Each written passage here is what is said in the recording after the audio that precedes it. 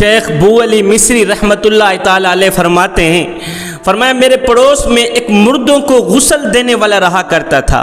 ایک دن میں اس کے پاس گیا، میں نے کہا تم نے اپنی زندگی میں جو سب سے زیادہ عجیب و غریب مردہ دیکھا ہو مجھے اس کا حال بیان کرو۔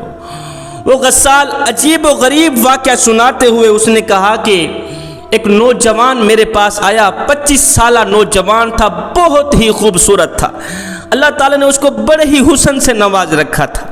میرے پاس آ کر کہتا ہے کہ میرے گھر میں ایک میت پڑی ہے، اس کو غسل دو گے؟ میں نے کہا کیوں نہیں دوں گا۔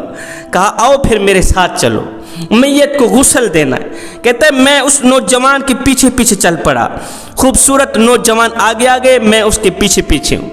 اپنے گھر کے دروازے پر کھڑا کر کے خود اندر چلے گیا، میں باہر رہ گیا، میں اس کا انتظار کرنے لگا۔ تھوڑی دیر گزری ہی تھی، کچھ لمحے گزرے ہی تھے، اس کی بیوی روتے ہوئے، آنکھوں سے آنسو بہاتے ہوئے، اس کی آنکھیں چھم چھم برس رہی تھی، آنسو چھم چھم برس رہے تھے، روتے ہوئے آئی، مجھے کہتی بھائی اندر آؤ، میت پڑی اسے غسل دو۔ یہ غسال کہتا ہے جب میں کمرے کے اندر داخل ہوا، جب میں نے اس میت کو دیکھا، مردے کو دیکھا، دیکھ کر حیران رہ گیا کہ یہ تو وہی نوجوان ہے، یہی تو وہی مردہ ہے جو تھوڑی دیر پہلے مجھے غسل کے لیے لے کر آیا تھا۔ کہتا دیکھ کر میں حیران رہ گیا، مالک آخر یہ ماجرا کیا ہے؟ یہ وہی خوبصورت 25 سالہ نوجوان ہے جو تھوڑی دیر پہلے مجھے غسل کے لیے لے کر آیا ہے، پھٹے کے اوپر پڑا ہے۔ کہتا ہے میں نے بسم اللہ پڑھ کر غسل دینا شروع کیا، مجھے محسوس ہوا کہ اس کے جسم سے کوئی آواز آ رہی۔ کہتا ہے جب میں نے اپنا کان اس کے سینے سے اس کی دل والی جگہ پر لگایا نا، تو میرے کان ابھی بھی یہی گواہی دیں گے کہ اس کے دل سے آواز آ رہی تھی، اللہ اللہ اللہ کی آواز اس کے دل سے آ رہی تھی۔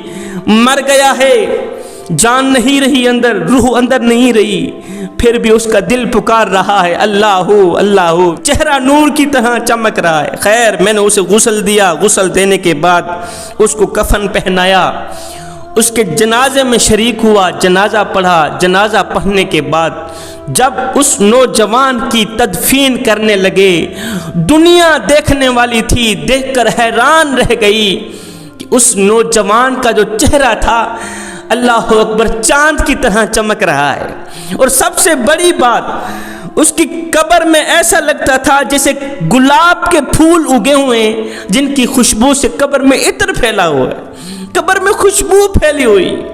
اللہ اکبر، ایسے لگتا تھا جیسے کہ جنت کی تمام کھڑکیاں کھول دی گئی ہیں اور قبر جنت کے باغوں میں سے ایک باغ بنی ہوئی۔ خیر اس نوجوان مرد کلندر کی تدفین کی گئی۔ تدفین کرنے کے بعد لوگوں نے کہا کیوں نہیں اس نوجوان کے گھر چلتے ہیں، اس کے گھر والوں سے پوچھتے ہیں کہ آخر یہ نوجوان کون سا ایسا عمل کیا کرتا تھا جس کے بدلے اللہ تعالیٰ نے اس کو دنیا میں ہی بخش دیا ہے، اتنی بڑی جزا ملی۔ یہ سارے لوگ اس کی بیوی کے پاس گئے، کہا تیرا شوہر کون سا ایسا نیک عمل کیا کرتا تھا؟ اس کی بیوی نے کہا میرا شوہر 5 وقت کا نمازی تھا، غریب تھا، موچی تھا، جوتے سیتا تھا، جوتے پالش کیا کرتا تھا۔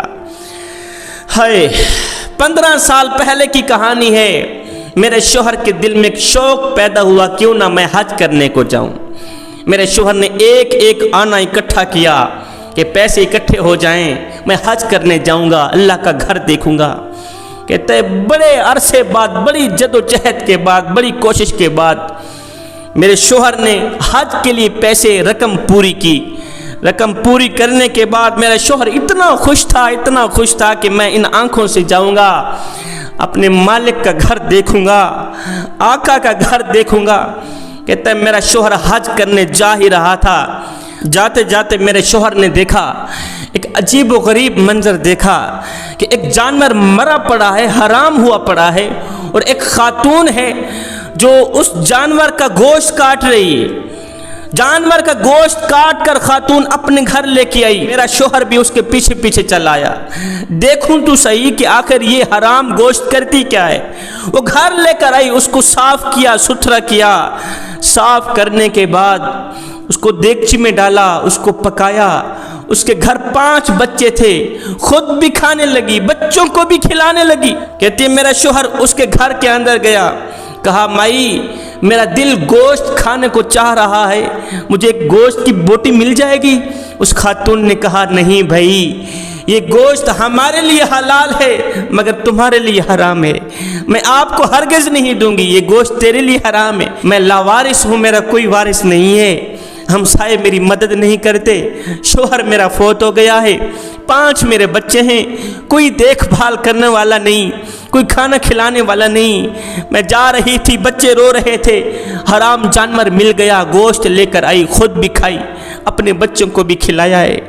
یہ سنتے ہی اس نوجوان کے پاؤں تلے زمین نکل گئی۔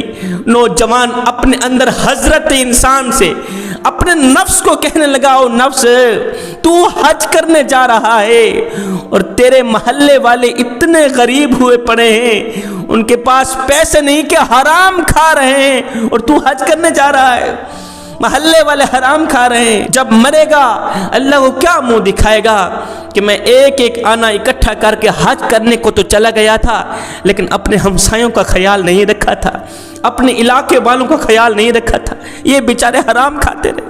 کہتی وہ سارے حج والے پیسے میرے شوہر نے اس خاتون کو دے دیے کہ تو بھی کھا، اپنے بچوں کو بھی کھلا، بس میرا حج ہو گیا ہے، گھر چلا آیا۔ کچھ دن بعد ایک بزرگ ہمارے گھر آئے، ایک اللہ کے ولی ہمارے گھر آئے، میرے شوہر کو کہا میاں مبارک ہو تجھے، اللہ تعالیٰ نے اس سال کسی کا حج قبول نہیں کیا، اس سال صرف تیرا حج قبول ہوا ہے۔ کہتا ہے میاں میں تو حج کرنے گیا بھی نہیں ہوں۔ کہتا ہے واقعہ کچھ اس طرح کا ہے کہ میں اللہ کے گھر میں سویا ہوا تھا، میری آنکھ لگی، میں نے خواب میں دیکھا 2 فرشتے آسمان سے زمین پر اترے ہیں، ایک دوسرے سے پوچھ رہے ہیں کہ اس دفعہ کس کا حج قبول ہوا ہے کس کا نہیں ہوا۔ ایک فرشتہ کہتا ہے اس سال کسی کا حج بھی قبول نہیں ہوا اور جس کا حج قبول ہوا ہے وہ آیا بھی نہیں ہے۔ اچھا کس کا حج قبول ہوا ہے؟ کہتا ہے وہ ایک موچی ہے، فلاں علاقے کا، فلاں شہر کا، فلاں گاؤں کا، فلاں محلے کا رہنے والا ہے، وہ آیا بھی نہیں ہے، اس کا حج قبول ہو گیا ہے۔ غریب کی مدد کیا کرو۔